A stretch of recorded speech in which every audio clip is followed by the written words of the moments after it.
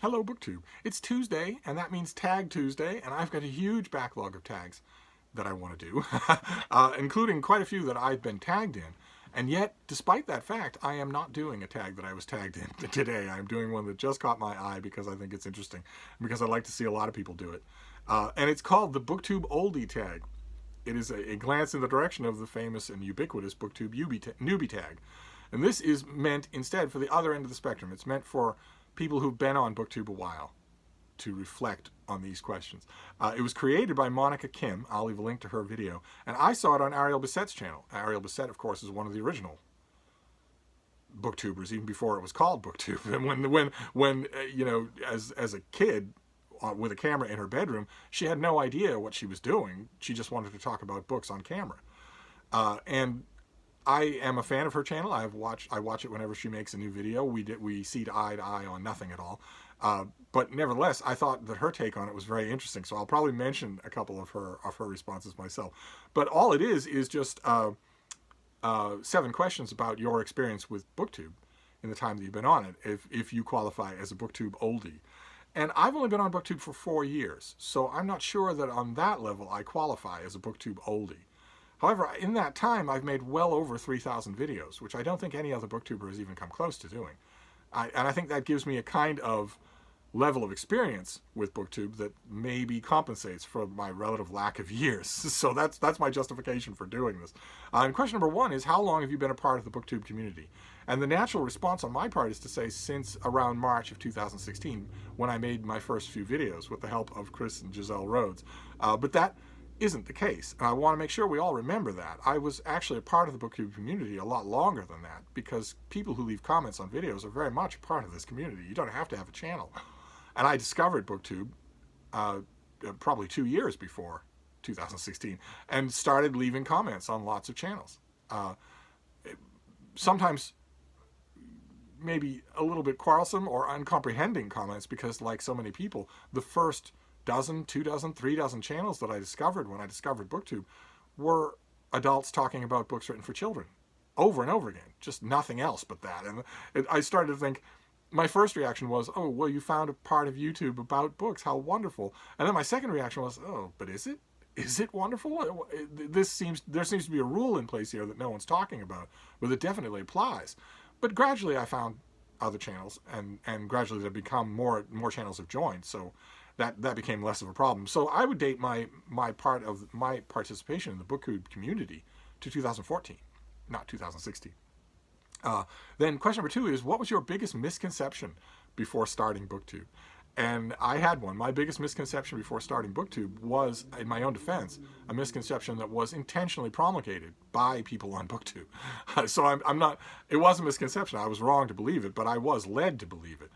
My misconception was that a lot of the booktubers that I was watching, a lot of them very big, some of the biggest booktubers, who projected a welcoming and affectionate air on their videos. Hey guys, leave me a comment. Hey guys, I want to hear what you say. Hey guys, we're all in this together. Hey guys, you know, we're all friends, that sort of thing. It's a welcoming community. I heard that over and over again on the BookTube channels that I watched in 2014 and 2015, that this is a welcoming community. So I went into BookTube under that impression, and that, of course, was wrong. Those bigger booktubers, that area, that the ones that, the booktubers with 70, 80, 100,000 subscribers or more, is high school mean girls. It's a high school cafeteria populated by rattlesnakes. It's a snake pit of people whisper networking and blacklisting and hating each other, and hating especially their viewers, and a lot of grifting, as grifting can be elastically defined as someone who has a goal in mind that is not the goal they're talking about. And I think that in retrospect that is true for quite a few of those the kinds of booktubers that I'm talking about. I think in retrospect it's true for quite a few of them that their main goal was to build an audience to pitch a book or a presentation gig or something like that, rather than to be a part of that audience. And I think that would explain why a lot of those bigger booktubers consider their audience to be vermin, something to be avoided, something they don't want to deal with, something that if you could turn their microphone on 5 minutes before they bounce onto camera and start emoting, and 5 minutes after they stop, you would hear a lot of things that would surprise you, things that These people think that it's somehow cool to lie on camera, and all of that was bound up in a misconception that I had, and I was quickly disabused of that misconception. But that is the one that I had going in. It turns out that BookTube is no different than all the rest of life. You have to find your own community of friends. You have to help to make that community. You can't just, no community is going to add you like that, unless you exactly march to their tune, unless you do their bidding, unless you signal yourself and then are exactly the kind of myrmidon that they want, in which case that's not a community. But one way or another, that was my misconception. That was a big one. Question number 3 is, how do you think BookTube has changed since you first started? And like I mentioned, when I first started, and especially when I first started watching, it seemed to me like a lot of BookTube, almost all of it, was YA devoted. It was, smoking, bourbon drinking, voting, shaving adults, emoting like 13-year-olds about books written for 13-year-olds. There seemed to be something desperately pandering and extremely psychologically bent over about a lot of what was going on and about a lot of that kind of thing. I exempt people like Ariel Bissette, who I think have always been completely direct to the camera. At least that's the impression I get. But most of them were like that when I first encountered BookTube, with only a few exceptions. And I latched onto the exceptions and gradually moved out from them to find all the other exceptions, as many as I could. But in the time since then, BookTube has changed. One of the biggest ways that I think it's changed is that search is not hard anymore. That search, to find people whose reading tastes or reading interests more closely map onto your own, is easier than it's ever been. BookTube has grown in the last 5 years to much more closely resemble the incredible, infinite complexity of readers, of the world of readers just in general. You know from your own experience, there are an infinite number of readers, but there wasn't an infinite number of booktubers 5 years ago, 6 years ago. And we're much closer to that now. People who have made the essential realization that I and others have been trying hard to make sure make sure you hear it as often as possible, which is that this is as easy as could be. There is no pressure at all here. Don't let the bigger booktubers who have the ring lights and the script and the giveaways and the calls to action and the following and the BookTube following and the Patreon and the projects in mind and an affectionate, condescending name for their followers, their Donna Huguenots, don't let that presentation style fool you. Most of BookTube is just people putting themselves in front of a camera and talking about books, and it's as easy to do as that. It's as easy to do as that. And if you don't like the result, you don't have to upload it, but you should at least give it a try. Anyway, question number 4 is, what is your favorite BookTube memory? And oddly enough, my favorite BookTube memories all come from my least favorite BookTube experience.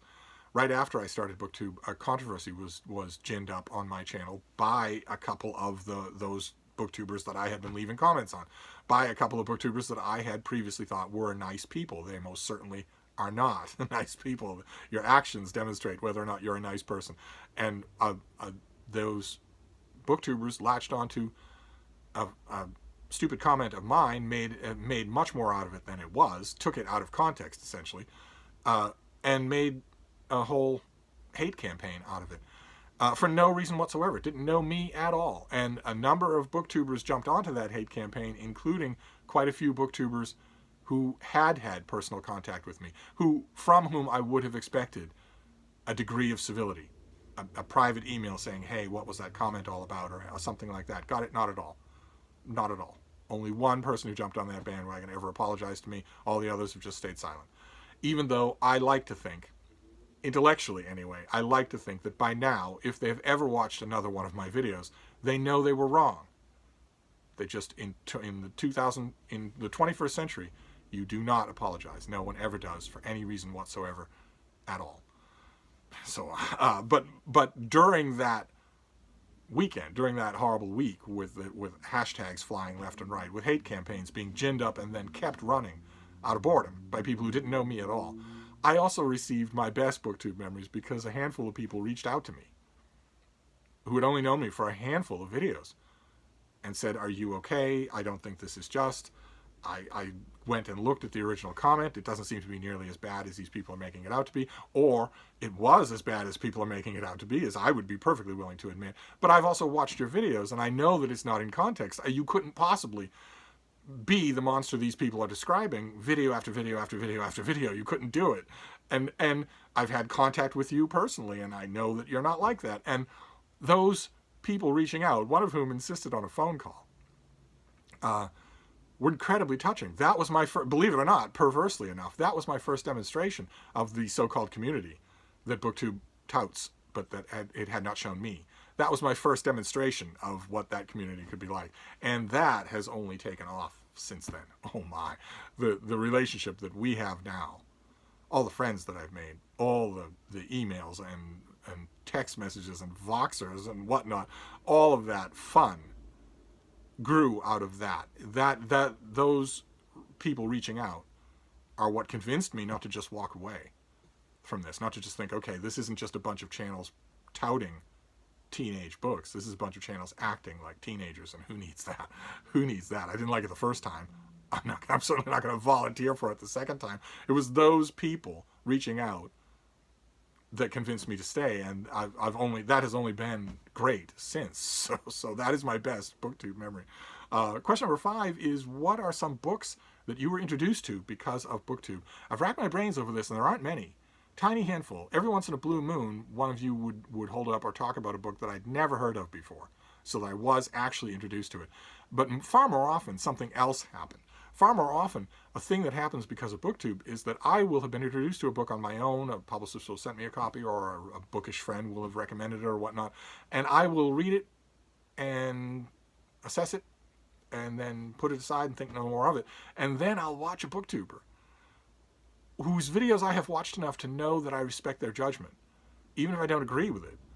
I'll watch that BookTuber hold up that very book and enthuse about it. Maybe they've just encountered it, or maybe it's a favorite of theirs, a long-time favorite of theirs, and it will cause me to reconsider that book. I don't know. I don't know about introduced, but I can't count the number of times that I have watched a day's worth of BookTube videos, and then the following day I found myself at a used bookstore and encountered one of the books that had been discussed, something I had already read and dismissed years ago. And I encounter the book for $1, and I grab it, and I read it, and I have a greater appreciation of it because I've watched other readers enthuse about it. That's wonderful. That effect is incredible. And that happens all the time. That happens to me all the time. Not just with reading, but also with lots of other stuff too. So, because the more you get to know, right? We get to know each other. You get to know these people. So if you've read a ton of science fiction and fantasy, or a ton of self-help books, or a ton of parenting books, and you are a parent yourself, and you mention one particular book, and maybe I've read it and didn't think anything of it at the time, I'm going to go back to it. I don't have a closed mind. I'm going to go back to it and say, well, okay, well, if so-and-so had all this to say about it, maybe I missed a bit of this the first time. Let's next time it comes my way, I'm going to grab it and read it again. That is invaluable, and that is the kind of thing that you get. I mean, a lot of times in BookTube newbie tags, the question will be, why did you join BookTube? And a lot of times the answer is, because I have no one to talk about books with in my life, in my real life. No one to talk about books with, and BookTube will give me that. And that is not true for me. I actually have a large number of people to talk about books with, since it's my profession. But you can never, I've learned from BookTube, you can never get too much of that at all. I have a feeling that's why Goodreads is so popular. You can never get too much of more and more input, especially if it's input that you can take seriously. So if you're making a video after video, and I'm sitting there saying, well, okay, you're interpreting this way, but I don't agree. I mean, that's not a right interpretation. But I guess it's not a wrong interpretation either. It's not my interpretation, one way or another, whether we're agreeing right down the line or not. When you then, in a video, will hold up a book and say, boy, oh boy, I've gone back to this many times. It's one of my favorite books. I love this aspect of it. Unless that book is Stephen King, I'm probably going to reconsider it.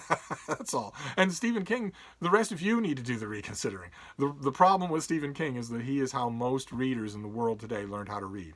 And that is a huge amount of sentimental baggage that they can't drop. And that maybe they shouldn't drop. Maybe I'm willing to admit that they shouldn't drop it. He's certainly, that aspect of his career has been utterly invaluable. But it does. What I'd like Stephen King fans to admit is that it drastically impairs their ability to assess what he's writing. You know, I'm perfectly willing to leave it at that, but it's just human nature that if you spent your whole life reading a certain author, when you get to a certain point in your early 30s or whatnot, you might want to critically validate that instead of just saying, no, I grew up with him, so I'm never going to abandon him. But if it's not Stephen King, I'm not going to start a Stephen King rant. If it's not Stephen King, I've many, many, many times because of BookTube, I have reassessed a book. And that's great. That's absolutely great. Question number 6 is, what is something that frustrates you about BookTube? And ironically, it's something I've harped on in this channel before. And ironically, the thing that frustrates me about BookTube, question number 6 is, what is something that frustrates you about BookTube? And question number 7 is, what is your hope for the future of BookTube? And what frustrates me, my answer to number 6 is Ariel Bissette's answer to number 7. It's just, well, like I said, I don't always agree with her. What frustrates me about BookTube is the willingness of booktubers to sell out, the eagerness of booktubers to sell their good name, to sell their approval. Like a lot of booktubers, some new ones, quite a few old ones, think that the name of the game is to be able to lie on camera. Nice and smooth, just really smooth. Hey guys, if we're talking about summer, this is on my mind. And that is sponsorships. Ariel Bissette's answer to number 7 was that she wished that sponsorships were more accepted. That when you're watching a BookTube video and the booktuber suddenly stops and says this video is sponsored by HarperCollins or this particular book or whatever, she wishes that that was more accepting. She mentions makeup channels or hardware channels where people will mention that they're sponsored and nobody will think twice about it. Because, of course, you want to make money, some money, off your BookTube channel. I say, of course, even though I don't see that as an of course. I don't think that should be part of this at all. But it's understandable that Ariel Bissette would say so, since she makes a portion of her income from revenue generated by her BookTube channel. Nevertheless, on this particular issue of that she wishes BookTube would become more accepting of sponsorships, she's dead wrong. And I hope no one listens to her. Because there's, of course, as you know, a drastic difference between books and lug nuts or face liner. A drastic difference. Books are the most personal things you can buy, give, or own. They trade in your personality and especially your integrity. And as we've mentioned on this channel before, there are so many books out there at all times that the main thing, we've read it in Trollope, you've heard it from me, the main thing that a book wants to avoid is indifference. The name of the game is not praise. Praise is icing on the cake. The name of the game is notice.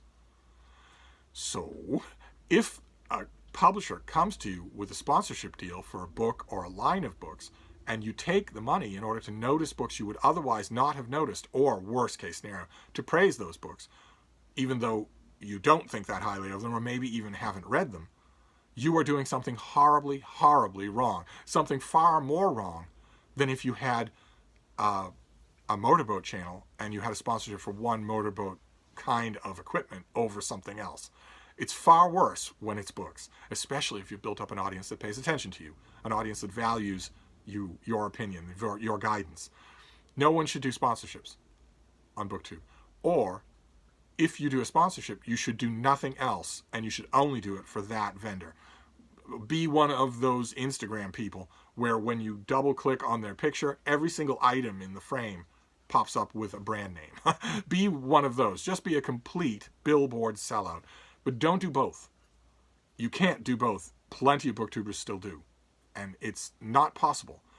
If you make 2 videos saying, hey guys, I really like this book. Hey guys, I just finished this book and I liked it. And then you make a 3rd video saying, hey guys, there's this book. It's new from HarperCollins. Here's what it is. This is a sponsored video about it, and it looks really good. Look at this cover. I love this writing style. I love the plot line. I love this development or that development. You should check it out. And then the video ends with a full-color commercial for the book. Once a booktuber has done that, they can never go back to saying, hey guys, I just finished this book. Here's what I think about it. You would be a fool to believe them. Once someone has proven that they can buy your opinion is worthless. And so a sponsorship should be the end of that portion of your audience taking you seriously. I say that booktubers shouldn't do it. I say this ought to stay a hobby, where your word is your bond and where you cannot be bought. So the thing that frustrates me about BookTube for question number 6 is that booktubers still do that, and that there are quite a few booktubers who yearn to do more of it.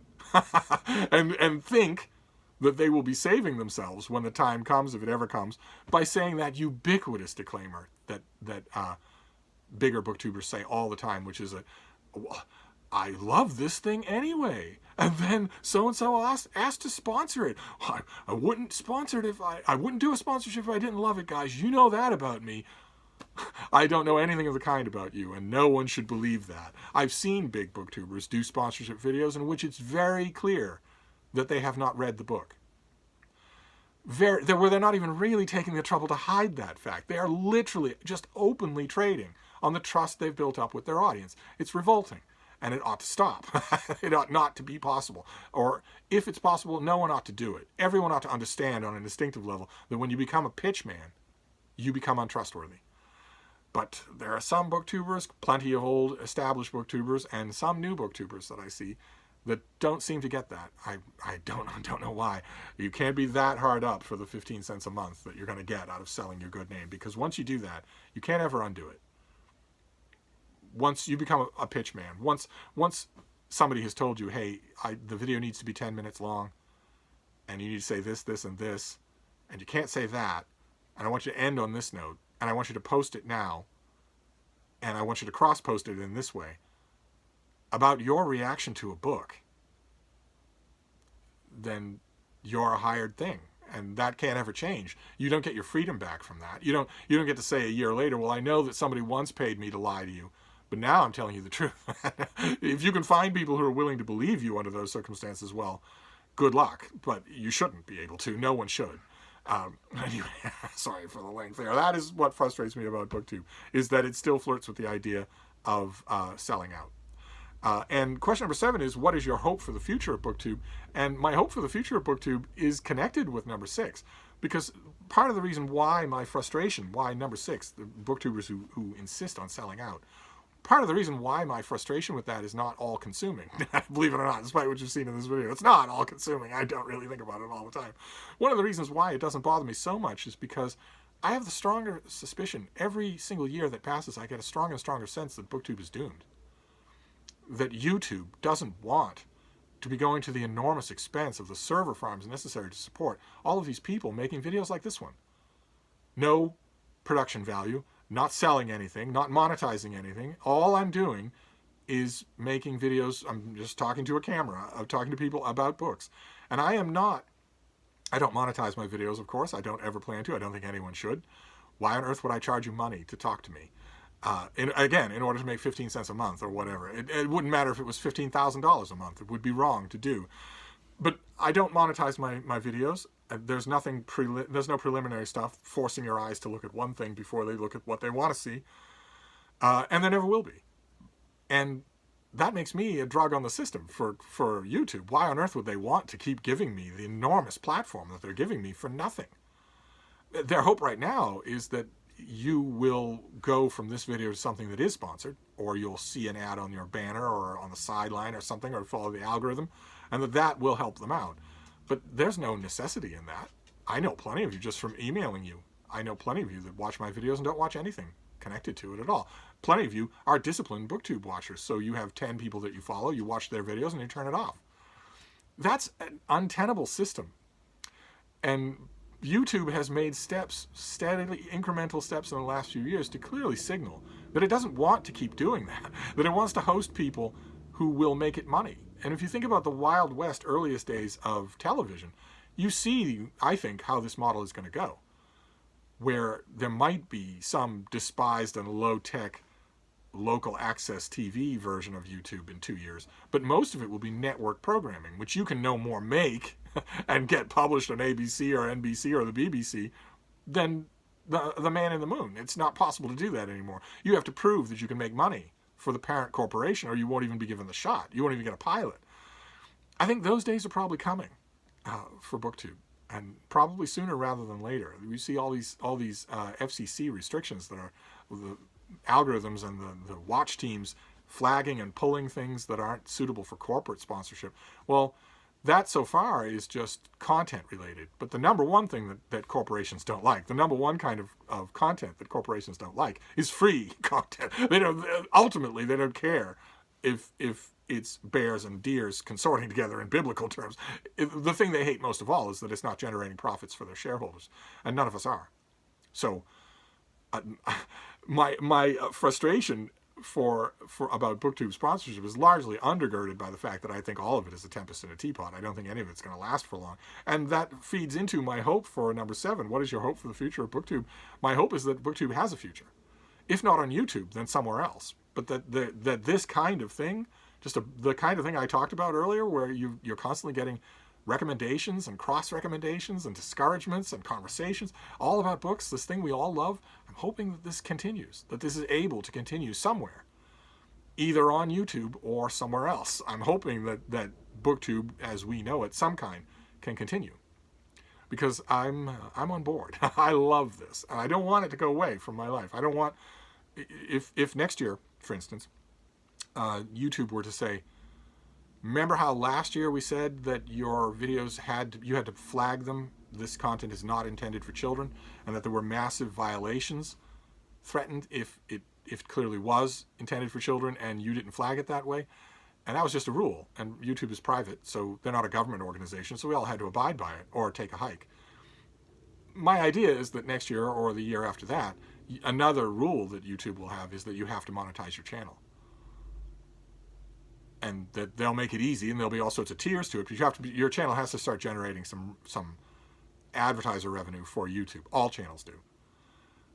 And the step after that would be, well, remember how 2 years ago we said that all channels need to start generating ads? They all need to have ads of some kind or other. Well, now we're saying that your channel, you can't really have a channel unless your ad revenue is generated at this particular amount or higher. I think it will happen gradually like that, but I don't think it'll take its time doing that. And you'll lose a lot of people that way. I would not monetize this channel if I were told to. I would pull it down instead. I think a lot of other people would be the same way. And even the people who weren't, none of them would make that threshold in 2 years. None of them would do it. So I think that it will be that. We shall see. We shall see. But anyway, that is your tag for Tag Tuesday, is the BookTube Oldie Tag. And all that's left for me to do is tag people. And I tag... I'm not going to tag anybody specifically because, like I mentioned, with my number of years on BookTube versus my number of videos, I think whether or not you feel you're an oldie can vary. It's subjective in some ways. So I'm tagging everybody who feels like a BookTube oldie. If you feel like you've been around this block a few times, then do the BookTube oldie tag, because I would, of course, love to hear your answers to these questions. So I'm gonna wrap this up for now, but I'll be back. Thank you, BookTube.